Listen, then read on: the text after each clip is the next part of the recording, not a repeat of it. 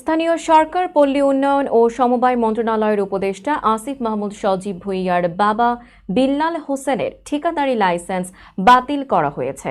উপদেষ্টা আসিফ মাহমুদের বাবার আবেদনের প্রেক্ষিতে আজ বৃহস্পতিবার লাইসেন্সটি বাতিল করা হয়। আজ বেলা 11:30টার দিকে নিজের ভেরিফাইড ফেসবুক পেজে দেওয়া এক স্ট্যাটাসে এই তথ্য জানান উপদেষ্টা আসিফ মাহমুদ। তিনি বলেন, আমার বাবার ভুলের জন্য ক্ষমা প্রার্থনা করছি। গতকাল রাত 9টার দিকে একজন সাংবাদিক কল দিয়ে আমার বাবার নামে ইস্যুকৃত ঠিকাদারি লাইসেন্সের বিষয়ে জানতে চাইলেন।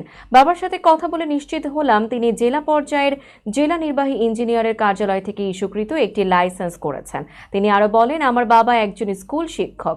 স্থানীয় একজন ঠিকাদার কাজ পাওয়ার সুবিধার্থে বাবার পরিচয় ব্যবহার করতে তাকে লাইসেন্স করার পরামর্শ দেন।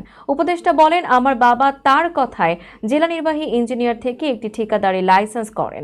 রাষ্ট্রের যে কোনো ব্যক্তি ব্যবসা করার উদ্দেশ্যে যে কোনো লাইসেন্স করতেই পারে, তবে আমি সংশ্লিষ্ট মন্ত্রণালয়ের দায়িত্বরত থাকা অবস্থায় বাবার ঠিকাদারি ব্যবসায় জড়ানো স্পষ্টভাবেই কনফ্লিক্ট অব ইন্টারেস্ট। বিষয়টি বোঝানোর পর আজ বাবার আবেদনের পরিপ্রেক্ষিতে লাইসেন্সটি বাতিল করা হয়েছে। আসিফ মাহমুদ আরো বলেন, বাবা হয়তো কনফ্লিক্ট অব ইন্টারেস্টের বিষয়টি বুঝতে পারেননি, সেজন্য বাবার পক্ষ থেকে ক্ষমা প্রার্থনা করছি। লাইসেন্স করা ও বাতিলের মধ্যবর্তী সময়ে সেটি ব্যবহার করে কোনো কাজের জন্য আবেদন করা হয়নি বলেও জানান উপদেষ্টা। উল্লেখ্য, মধ্যবর্তী সময়ে উক্ত লাইসেন্স ব্যবহার করে কোনো কাজের জন্য আবেদন করা হয়নি।